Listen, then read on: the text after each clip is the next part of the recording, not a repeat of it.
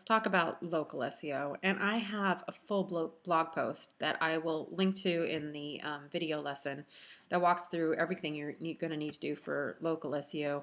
The challenge is that there's a whole bunch of other ranking factors that go into play when you're trying to appear for a maps listing or something that's geographically local. And about 50% of people use a keyword and then a geographic identifier, and 50% of people do not. In order to see those people, you would probably use, or I would recommend you use Google's AdWord Preview tool if you're not already using a ranking tool that you can pivot to a local area.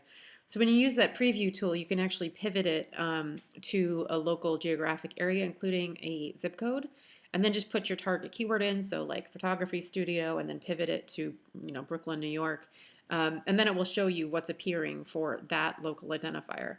Now, what goes into those people appearing? The first thing is how close you are to the geographic center. So the person standing there on that mobile phone, like literally where they are. If you're the closest geographically, you've got a better chance of ranking number one. But the other items are labeling with geo keywords on your pages. So your actual office location page needs that kind of information. You also need to have consistent name, address, phone number, NAPs across the entire internet. So there's these 4 big data aggregators that you've got to get your info correct in. You could try to do that manually. I've tried. It's probably better to go through a service that helps you claim those. So you get that set up. You set up your Google Maps listing, Google My Business account, right? And you fill that out completely. But then on top of that, you're going to need citations, people talking about you, maybe with links, maybe not, but people talking about you locally on the web. With local, it actually matters more that you've gotten local geo references than it does the authority of the website. You also need reviews. Again, it depends on your competition for some of this stuff and the target keyword, but most of the time you definitely need reviews in order to rank well. And then people clicking, they have to actually click through because Google will watch that, just like big brand SEO.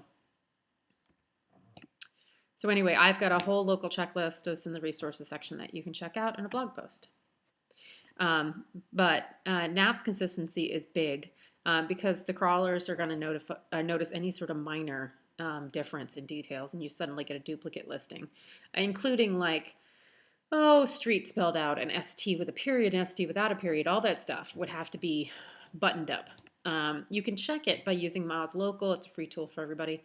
So moz.com/local. I'll add a link to the video page.